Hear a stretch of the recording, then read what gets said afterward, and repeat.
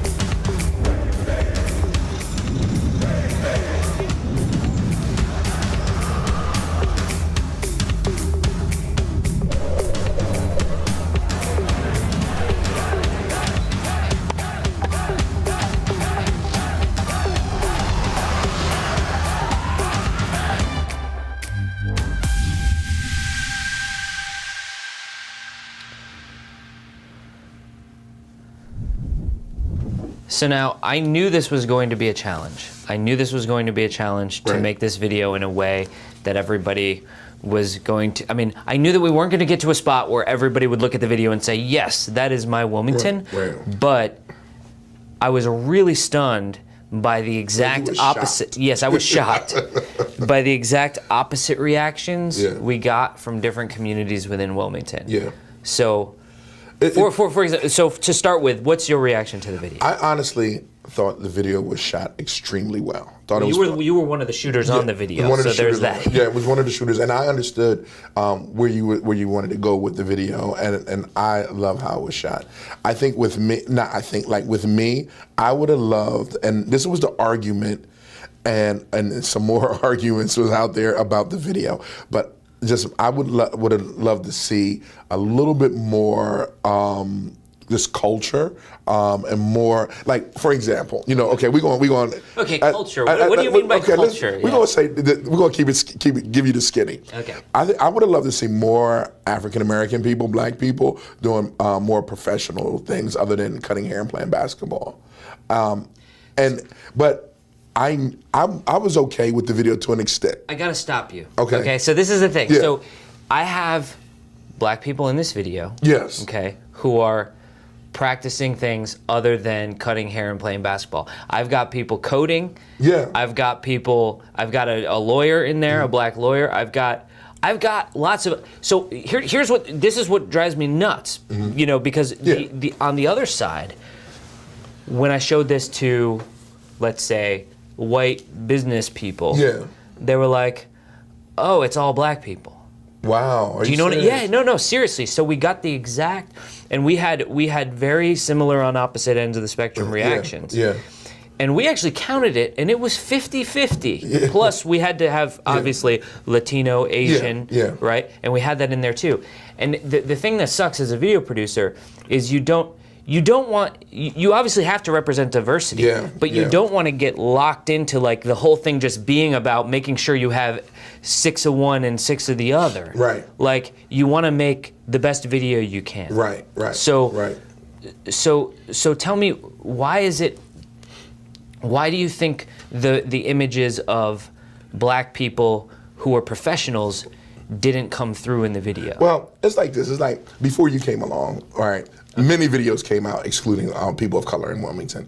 And I think with with a lot of people that were seeing that, they were waiting for that. A lot of people were waiting for that instead of saying, hey, what is this really for? Again, I think you and your team did an excellent job with that.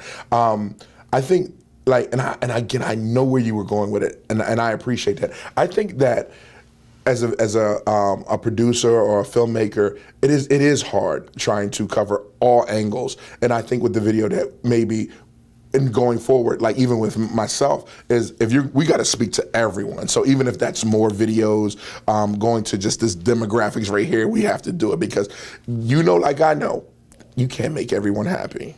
Right. Yeah. But so I do, and I almost felt like, oh, maybe we succeeded because we made everyone equally pissed off. Do you know what I'm saying? Like it was, but here's the thing. So just to give a little, I'm going to give just a little behind the scenes of how this video was made. We actually, my goal as a director of this video was how can we, and I co-directed this by the way with Mauro Giuffrida, our head of post-production here at Short Order, another creative director. But what we wanted to do was if we just go out and capture what is there that we can see. So we went out with 15 shooters. We made sure to go to all corners of the city. Yeah. We probably didn't hit every corner, but we went to a lot of places. There's shots there from Southbridge. There's shots there from the east side, from the west side. There's shots there from everywhere. Right. And we went into all of these places and we just shot what we saw. Yeah. And then we pulled the best clips out of that.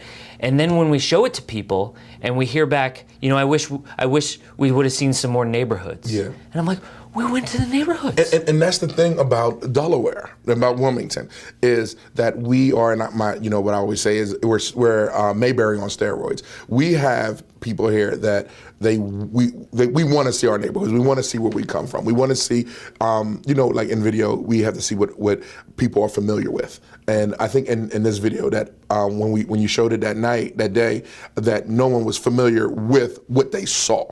You know what I mean? So with that moving forward, I think this is a great conversational piece for us now to just cross that line and showing the real the Wilmington that everyone loves. And I want to expand the conversation really briefly because one of the when I originally conceived of this, I wanted to come up with what's the best piece of music that we could use to represent Wilmington. And so So I went back through and I was like, who's like got this like cool old, pastiche is Cab Calloway. Cab Calloway, Wilmington claims Cab Calloway as their own, which is controversial, by the way, because he wasn't really from here, but he did live here later in his life. But Cab Calloway, I had never heard Cab Calloway's music. So one day I'm on the train and I was like, all right, I got to come up with the perfect piece of music here. So I turn on Cab Calloway's greatest hits. First song pops up. Boom. Minnie the Moocher. Right. Unfortunately titled song. Right. But the music was perfect. Yeah. I mean, no. Here's the thing. It was perfect because it was different. Let's roll that clip, Sam. Show them what it looked like with Minnie the Moocher, and then Ivan's gonna tear me apart for even considering using that song. But yeah, let's go ahead and play that.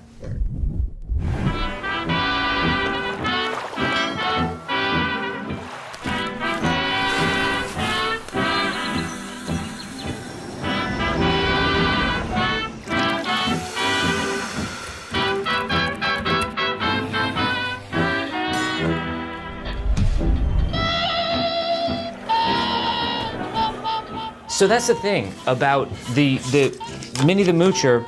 I understand that it's about a hooker or whatever. I understand that it's problematic, right? But I don't care what it's about. The sound of it was just like, oh, it has like that grit. It feels right. Like it feels like it's not trying to be too much. It's not trying to be too little, but it's old school and it's different. Right. But what's wrong with it? No, that's the thing. So that's Ivan the told thing. me, no. I like when I heard it, I was like, no, absolutely not. You better not put that out.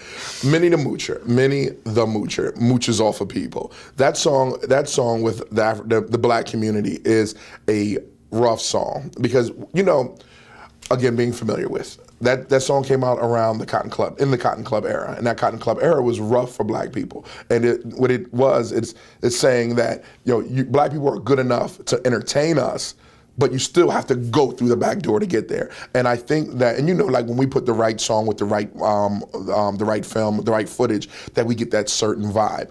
Knowing that with that song, some people, not all people, but some, and it could have been white people too, that would probably say, what are they really trying to tell me here? Because a lot of people that saw the video, because we had a focus group about the video, were saying, like, whoa, wait a minute, they look like they're trying to whitewash Wilmington, you know, and especially with that song. My head exploded.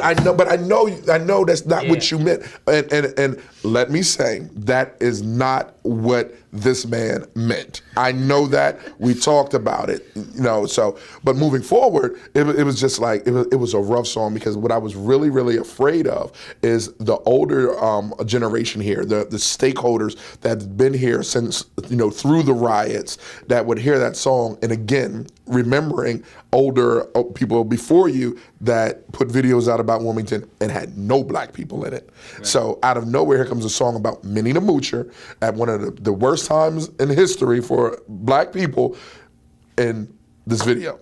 And I didn't want that to happen. So no, and that's and look, I appreciate that. I didn't realize the context. All I heard was like the hidey, and then everybody goes hidey, hidey. It's cool. It is amazing. It's so cool, and I would love to, like, at some point, it would be great to be able to somehow use some of that texture. Now, I understand we have so much music in Wilmington. Like, actually, music is one of the things that we should take a lot more credit for in Wilmington, because we just have a really rich music, just even right now today. Without a doubt. Which we're going to talk about. But, so there's a lot that went into this, and I just thought it would be good to have a discussion about it on the show. I think that this discussion is going to continue. We knew that this video was never going to, you know, this video was an icebreaker for Wilmington kind of introducing itself, but it's just the beginning of what's coming from all this stuff. We want to really tell the whole story of Wilmington. Right. Yeah, no, go ahead. No, because I was going to say, like, for the people that's paying attention, put your comments below and tell us what you thought about the tell us what you thought. More thought about that video. And if you want to see the video itself in its entirety, it's at wilmington.love, and there's going to be more and more stuff like that coming out of here. And you know, I directed it. I take responsibility for it. Ivan went out and shot with me. A lot of people shot with us on that. There was 15 shooters on that. So anyway, so that's we'll have more conversation about this, and you got to help me find a spot where we can use Minnie the Moocher somewhere. Okay. For something that doesn't in the right context. In the right context. That's right. I'm with, because that's what we're doing here at the Wilmington Show. That's right. Right? Okay. Very good. All right.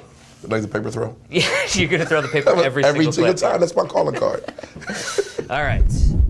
Hey guys, the YouTube algorithm requires that I tell you to like, comment, and subscribe. But I also wanted to tell you that if you have a Wilmington story that you want featured on the show, please submit it at stories.wilmington.love. We love to hear from you.